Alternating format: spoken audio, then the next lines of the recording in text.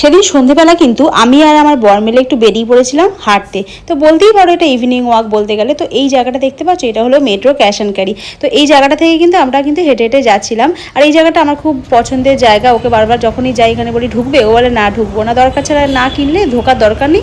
শুধু শুধু এবার আমরা ওই জন্য কী করেছি, আর ভেতরে ঢুকিনি, আমরা কী করেছি বাইরে থেকে একটুখানি হেঁটে মানে তারপরে চলে গেছিলাম এখানে একটা রাস্তার ধারে একটা মানে বলতে পারো রাস্তার ধারে একটা মোমোর শপে। তো এই শপটা না মানে নতুন, ওরা ওরা আর কি খুলেছে, আর যারা খুলেছে তারা কিন্তু নেপালি, ঠিক আছে, মানে বলতে গেলে নেপালি দোকান।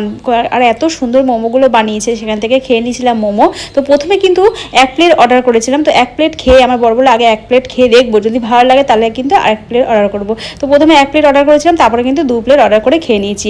খেয়ে দিয়ে কিন্তু ফেরার পথে কিন্তু আমি কিন্তু নিয়ে চলে এসেছিলাম 2 প্যাকেট বিরিয়ানি। তো বিরিয়ানি নিয়ে এসেছি এই কারণে, আগের দিন যেহেতু রাত্রেবেলা ওরকম মুড়ি খেয়ে শোয়ার পর আমার এত খারাপ লাগছিলো শরীরটা, তো আমার ভালো লাগছিলো না, খিদে পেয়েছিলাম, হলো রাত্রেবেলা যদি আবার খিদে পায়, সন্ধ্যেবেলা যেহেতু ওগুলো খেয়েছি, রাত্রেবেলা যদি আবার খিদে পায়, ওর জন্য কিন্তু একবারে কিন্তু মানে বিরিয়ানি নিয়ে চলে এসেছি। আমি বলেছিলাম যে 1 প্লেট নিয়ে আসলে হয়তো হয়ে যেত, কিন্তু 1 প্লেটে ও 2 প্লেটই নিয়ে এসেছে।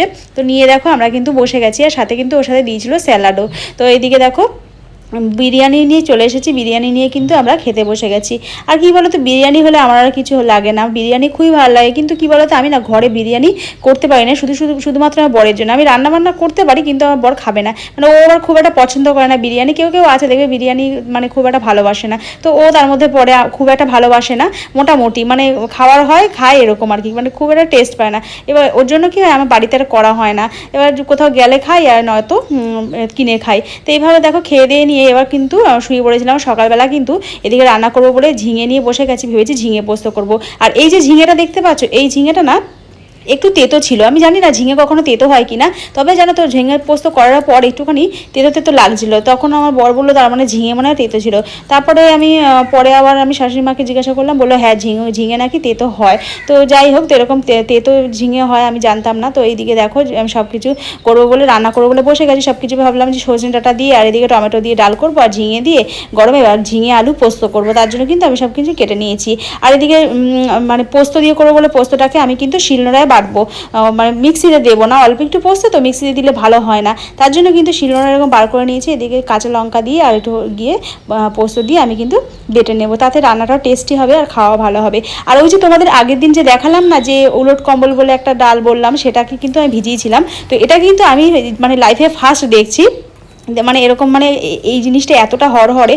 আর দেখো পুরো একদম ঢ্যাঁড়সের মতো, বলতে গেলে অ্যালোভেরা জুস মানে এর থেকে পাতলা হয়, মানে এতটা এরকম মানে গাঢ় টাইপের। তো এটা কিন্তু সারা রাত ভেজানোর পর কিন্তু এরকম হয়েছিল। আর এর মধ্যে দিয়েছিলাম একটু মিছরি, দেওয়ার পর আমি কিন্তু সকালবেলা কিন্তু এটাকে এভাবে ছেঁকে নিয়ে বরকে 1 গ্লাস দিয়ে দিয়েছিলাম, আর বাকি যেটা ছিল সেটা কিন্তু আমি খেয়ে টেস্ট করে দেখেছিলাম।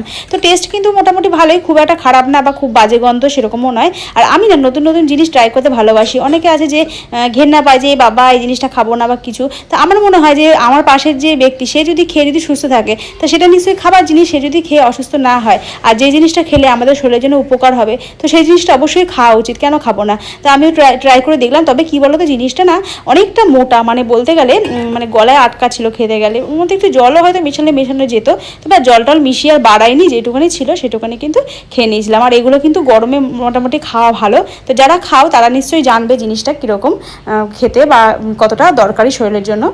আর আমি ভাবছিলাম এটাতে চুলেও লাগানো যায়, কারণ আমরা তো অনেক সময় কি হয় যে ফ্লেক্স সিড যেটা থাকে সেটাকে কিন্তু ফোটালে এরকম কিন্তু গাঢ় জেলের মতো বের হয়, তো সেটা কিন্তু মানুষ চুলে লাগায়। তাই আমি ভাবলাম যে জিনিসটা খাওয়া যাবে সেটা নিশ্চয়ই চুলেও লাগানো যাবে। তো আমার বড় হাসছিল, বলে জানি না এসব চুলে লাগায় কিনা, তবে খাই এটুকুনি জানি। আর এদিকে কিন্তু রান্না বসিয়ে দিয়েছি, আর এই যে আমার ছোটো হাঁড়িতেই আমি ডাল বানাই, আর এটাতে অনেক সুবিধা হয়, মানে একবেলার ডাল তো মানে অল্প ডাল আর ভালো মতনই ধরে যায় আর ভালো মতো হয়, ওই জন্য কিন্তু এদিকে মানে ডাল বসিয়েছি। আর এদিকে কিন্তু আমার যে বললাম যে পোস্তটাকে বেটে নিয়েছিলাম, আর সাথে ভেজেছিলাম হলো গিয়ে পটল। তো 2-4টে পটল ছিল, সেই পটলটাকে ভাবলাম যে ভাজা করে দেবো ডালের সাথে, পটল ভাজা, আর এদিকে হলো গিয়ে ঝিঙে আলু পোস্ত রান্না করব। তো এই দিয়ে রান্না করে খাবো। তবে কি করেছি, মানে পটল ভাজতে গিয়ে আমি কি করেছি 2-4টে পটল আবার মানে বাইরে ফেলে রেখেছি, পরে যে ভাজবো আমার আর মনে নেই, মানে একবারে যেটা দিয়ে দিয়েছি সেটা দিয়ে ভেজে তুলে নিয়ে তার মধ্যে কিন্তু আমি ফোড়ন দিয়ে আমি একবারে ঝিঙে টিঙে দিয়ে দিয়েছিলাম। তো লাস্টে দেখলাম না আমি পটলটা পড়ে আছে, সেই পটলটা আমি কিন্তু ঝিঙের মধ্যে দিয়ে দিয়েছিলাম। তো দিয়ে এইভাবে দেখো মানে বলতে গেলে ঝিঙে পোস্ত আমার হয়ে গেছে।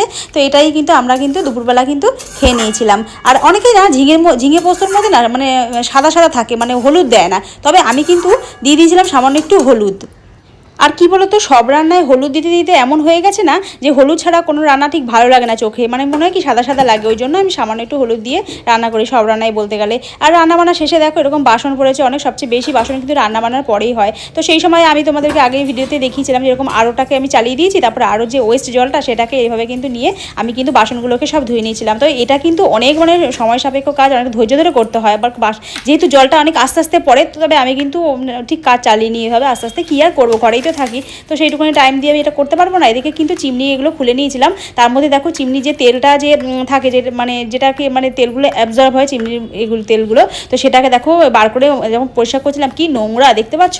তো এটা কিন্তু এরকম আমি একটা মানে কাগজ দিয়ে আমি এরকমভাবে প্রথমে পরিষ্কার করে নেবো, তারপরে কিন্তু পরে একটু গরম জল দিয়ে পরিষ্কার করলে ভালো পরিষ্কার হয়ে যাবে। তো প্রচুর নোংরা দেখতে পাচ্ছ। তো এগুলো এইভাবে কিন্তু না পরিষ্কার করলে কিন্তু মানে টোপে টোপে চিমনি থেকে তেল পড়ানোর সময়, তো রোজের কাজ রোজ করে নিলে কী বলতো জিনিস ভালো থাকে। আর এগুলো আমি যদিও প্রতিদিন ধুই না, বলতে গেলে 15 দিন অন্তর একবার করে বার করে এরমভাবে পরিষ্কার করে রাখি।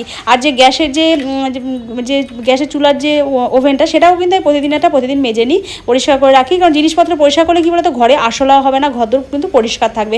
আর ঘরদোর যত পরিষ্কার থাকবে তত কিন্তু তুমি সুস্থ থাকবে এবং অসুস্থ হওয়ার সম্ভাবনা খুবই কম থাকে। তো এদিকে দেখো দুপুরবেলা কিন্তু আমি কিন্তু একটু তোমাদের বাড়ির চারপাশটা একটু ঘুরে ঘুরে দেখাচ্ছি।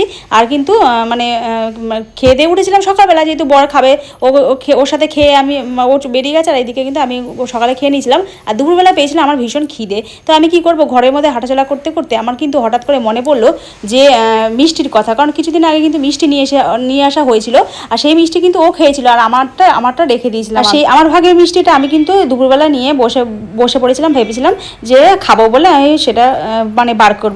তো এইদিকে দেখো আমি কিন্তু তোমাদের সঙ্গে একটু শেয়ার করে দিয়েছিলাম যে আমার বাড়ির চারপাশটা তোমাদেরকে দেখাচ্ছিলাম। তো কী করবো, দুপুরবেলা আমি ঘরে বসে বসে এদিকে মাথা হাঁটি আর কখনো ফোন দেখি। তো এইভাবে কিন্তু আমার টাইমগুলো মোটামুটি কেটে যায়। তো ভালোই লাগে, কোনো অসুবিধা হয় না, আমার অভ্যেস হয়ে গেছে। আর আমি একা একা থাকতেও বেশ ভালোবাসি। মানে অনেকে আছে যে সবসময় যে সঙ্গ চায়, আমারও সঙ্গ লাগে, তবে কী বলতো আমি শিখে গেছি একা একা কীভাবে থাকতে হয়, তাই জন্য আমার কখনো সেইভাবে বোর লাগে না। আর এদিকে দেখো দুপুরবেলা দেখো এদিকে সন্দেশ নিয়ে, আর এদিকে দেখো রসগোল্লা নিয়ে বসে গেছে। রসগোল্লাটার সাইজটা কিন্তু বেশ বড় ছিল, তো খিদে পেয়েছিল, এটাই কিন্তু আমি কিন্তু দুপুরবেলা খেয়ে নিয়েছিলাম।